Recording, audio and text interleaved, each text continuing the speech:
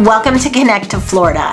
Today we're going to be talking about the 5 cities in Florida that are starting to show significant cracks in the real estate market. And listen, there are people that have been waiting for this. I'm not talking about predatory investors. I'm not talking about that. I am talking about Joe and Linda Smith that live in Boston, that have retired and saved for many, many, many years because it's always been their dream to move to Florida. And they have been watching and waiting to see what happens among several things. And I think we can say that of the major things that needed to get resolved, so politics, flood insurance, homeowners insurance, and hurricanes, these things really needed some kind of resolution for people to feel a little bit comfortable with continuing on with looking at Florida or really anywhere else to spend their money. So I think we can safely say that 2 of those things are resolved. Politics, that's resolved. Now listen, whether you were going to the left or to the right, at least we have resolution, and sometimes that's a good thing. You know, just give us the verdict and let us deal with what we have so we can at least make a decision and, you know, keep it on our plate or take it off, so to speak. So that is resolved, and we, obviously we're going to have to see how things play out, but at least we know who's who in the game right now. So that's resolved. And then also hurricanes. So this far along in season, you remember at the beginning of 2024, they told us it's going to be the worst hurricane season than we've seen in many, many, many years. And, it kind of stood true. It's definitely been a bad hurricane season, but we are at the end there. Short of some kind of crazy biblical event, I can't imagine that we're going to see a hurricane come through Florida 2024. It would be highly, highly, highly unusual, if not impossible to happen. So at least we've got 50% of some major things that would help drive your decision. At least there's resolution on those. So what we are seeing right now is a lot of folks saying, all right, I'm ready to start thinking about it. I want to buy something because I've saved, I have a nest egg over here, but I don't want to buy something and be underwater day one that I take ownership. And I completely understand that. And that's why I have this channel, because yes, I'm a real estate broker, but listen, you can go get the brochure Living Anywhere You Want to. Anybody's going to tell you all the wonderful things about Naples and Sarasota and Tampa and Boca Raton and West Palm and everything else. Everybody will tell you that. But what people generally don't tell you is, 1, the truth, and secondly, the things that are less good and maybe even fall into the category of bad or terrible. On my channel, I try to make sure that you know what real life living is in Florida. So on that note, before we jump into these 5 cities, I want to introduce myself if this is the first time that we're meeting. My name is Barrett Pastor, and I've been a real estate broker for 26 years. So hopefully I can help you navigate all things Florida real estate. And by the way, if you're not in an immediate need, let's say you just need somebody to talk your ideas through, you just need somebody to bounce some ideas off of, kind of drill down on what areas you might like, I do offer consultations. I will leave the link right here and down in the description box. We'll spend 40 minutes going over everything you want to know about Florida. Bring all your questions. We'll hit all of them. All right, so having said that, which 5 cities are seeing the most significant cracks in the ice right now? So let me start by saying what I analyzed were several factors. So the number of listings that have come up on the market. So not just what was sitting, because there was an excess of listings in every single one of these cities. I'm looking down at my notes here.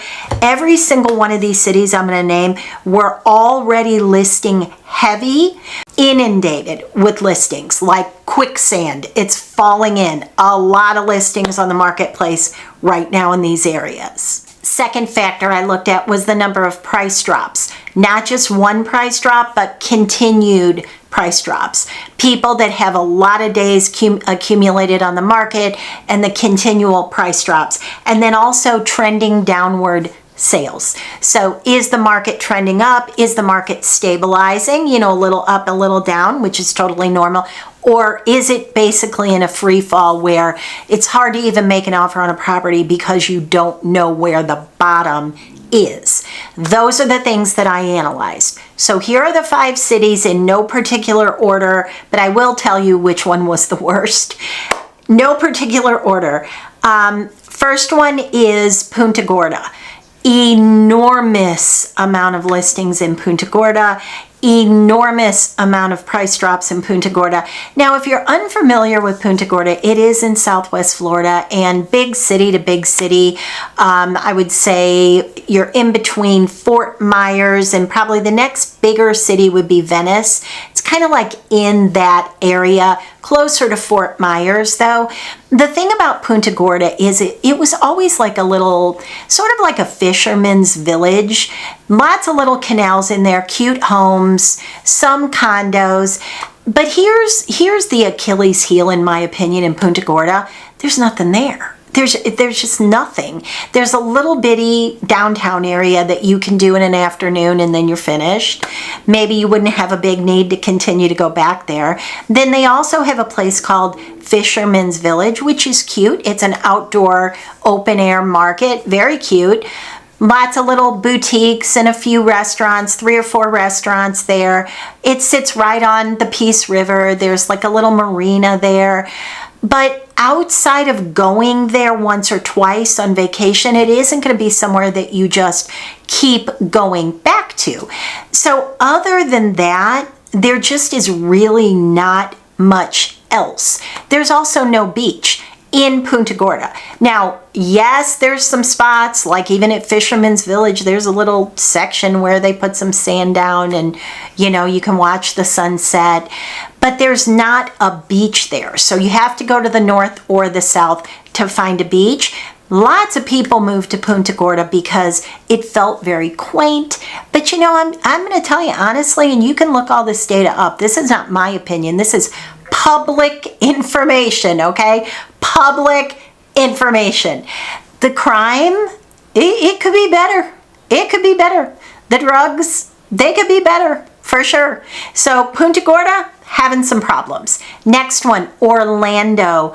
Orlando is like the listing capital of the world. I'm being sarcastic, but it almost is. There are so many houses on the market in Orlando, and the problem with it is, what's in Orlando? Well, you know, you've got some cute stuff in Orlando. You have Disney, of course, and you've got some little lakes in Orlando, and there are things to do in Orlando. There's shopping, but what you predominantly have is a gigantic, warm-weathered suburb, essentially, because you're not super close to an ocean or a Gulf of Mexico. There's not a lot of places where you're going to go swim. Obviously, you're going to have to drive a ways to go to the beach. There's not a ton of boating. Is there boating? Yes. But is it the type of boating that you're looking for? Maybe not.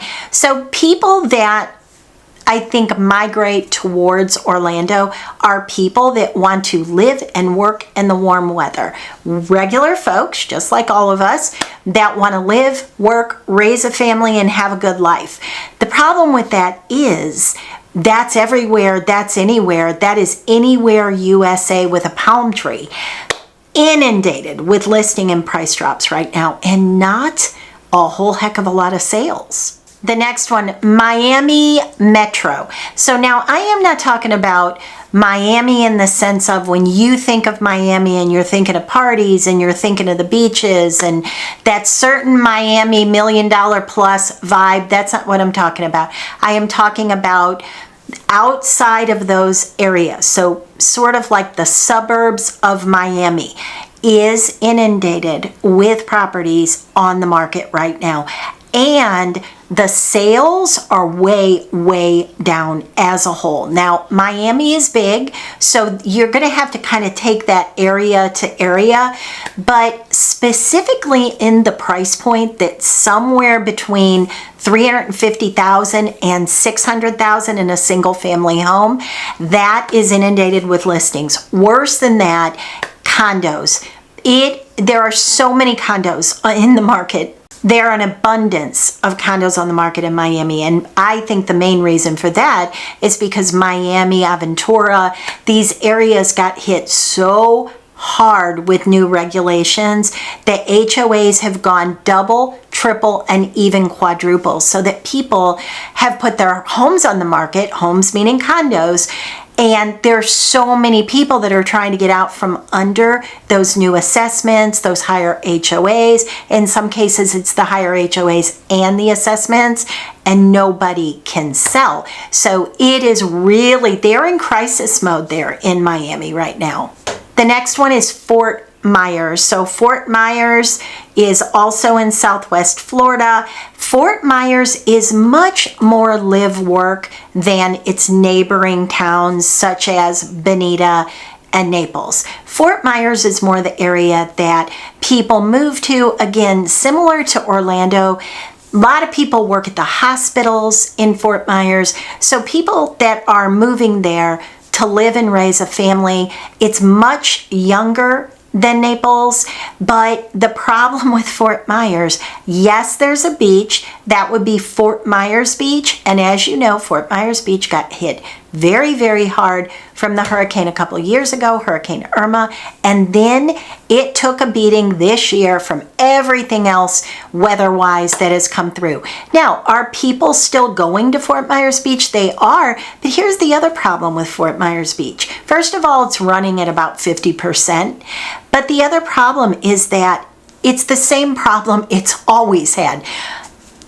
Over the bridge, one direction or the other, and that's it. So you can get on the island from the north or the south. The problem with it is it's going to take you, during season, it will take you every single bit of an hour to maybe go 3 miles. It's way too congested, and they're building. So I don't know where they're going to put all these people, or the parking. I don't know what they're going to do with it. It's just getting worse and worse and worse, and that's your only beach. So I have heard from so many people that have moved to Fort Myers that maybe they had aspirations, you know, during the virus years, I should say. During that time frame, people that could not compete in Naples said, well, you know what, it's no big deal. I'll drive the half hour, 45 minutes to Naples. And they went ahead and made some concessions, and they decided to move to Fort Myers. Well, when they realized that Fort Myers did not have the same feel as Naples, now they're in a position where they want to sell, but there are so many listings on the market that they can't sell. And remember, after Hurricane Irma hit, FEMA rezoned a lot of the area, and many, many spots in Fort Myers that were not floodplain are now floodplain. So you've got folks that are even having affordability problems yet again. Fort Myers is a city that is really being hit, massive cracks in that marketplace in terms of real estate. And then the last one is the number one, and also, you know I mention this town often, and listen, I have nothing against Cape Coral. You knew I was going to say it. People will say, you must hate Cape Coral. What did Cape Coral ever do to you? We all have our preferences, right? Wherever you live, Michigan, Boston, Rhode Island, it doesn't matter. I'm sure that you have areas in your city that you like and areas that you're like, I don't get it. I don't see it. That's how I feel about Cape Coral. I just don't feel like there's anything there. There is no beach. There is essentially no shopping, unless you count shopping Home Depot and Kohl's and Walmart and Target. There's just nothing to do, in my opinion. And I am not mad at anybody that lives in Cape Coral, but The houses also, because there's very limited HOA. There's almost no HOAs. And you might say, well, that's a good. I hope there isn't any HOAs. I don't want them. But here's the problem with it. That means that neighbor to neighbor to neighbor to neighbor may not be taking care of their properties, may be breaking any rules that are out there, which are very few, may be parking their car in their front lawn. Also, if you don't have a pool, then you have no amenities, because these non-HOA communities, although there are some benefits to no HOA, for sure, I agree with you, but there's no amenities. There's no swimming pool, fitness room, pickleball, sense of community, all of those things that you tend to get in the HOA communities that are set up resort style. Now, I will say there is an exception, Sandoval. That's one that if you move into that area, that is an HOA, and they do have nice amenities in that community. But outside of that, there's very little. There's a couple other communities, but there's not a lot. And also, if you're on a canal, you've got the flood insurance problem. You have the red tide problem. If you're not on a wide canal, then you definitely have sloppy, murky water issues. All of those things, people that moved to Cape Coral in the first 3 years have realized all of those things. Many people are having affordability problems. Many people put their 3-bedroom, 2-bath with a pool backing right smack to another house. Many people are putting those on the market. And if you don't have anything that you can offer to differentiate from the other houses, the other, for sale, 1, 2, 3, 4, 5 for sale, 1, 2, 3, 4, 5 for sale. And that's the way it feels in those areas. If you don't have anything to offer, then there's no reason for someone to choose your home, and that's the problem. So Cape Coral is seeing year over year the biggest increase in listings and price drops like crazy, and not a whole lot of sales action going on. So those are the 5 cities that are seeing the deepest cracks right now. I'll go over them again. Fort Myers, Orlando, Punta Gorda, Miami Metro, and Cape Coral. If you're looking to buy and if you like those areas, I think those cracks are just going to get deeper and deeper in these cities.